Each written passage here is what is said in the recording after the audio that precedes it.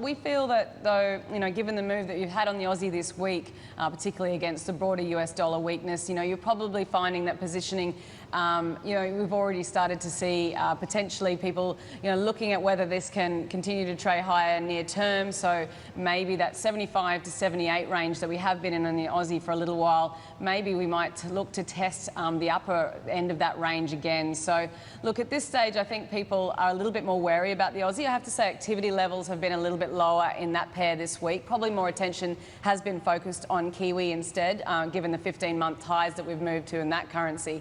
So I'd say, I think most people are pretty reticent about trying to short the Aussie at these levels, although maybe just starting to slowly build into that, if anything.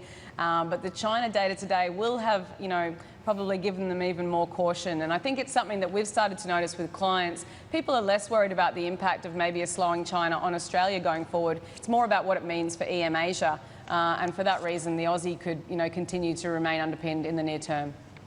All right.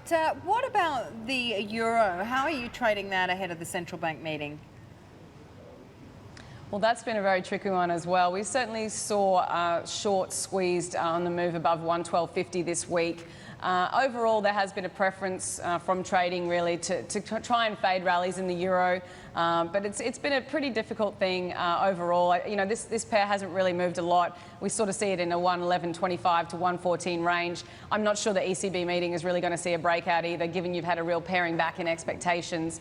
JP Morgan economists, we changed our forecast a couple of weeks ago, now looking for no change really to come at this meeting after, hitherto expecting an extension to the QE program to be announced, whereas we now expect that to happen later in the year, and potentially having looked also at further rate cuts. But at this stage, the market really isn't gearing up for much.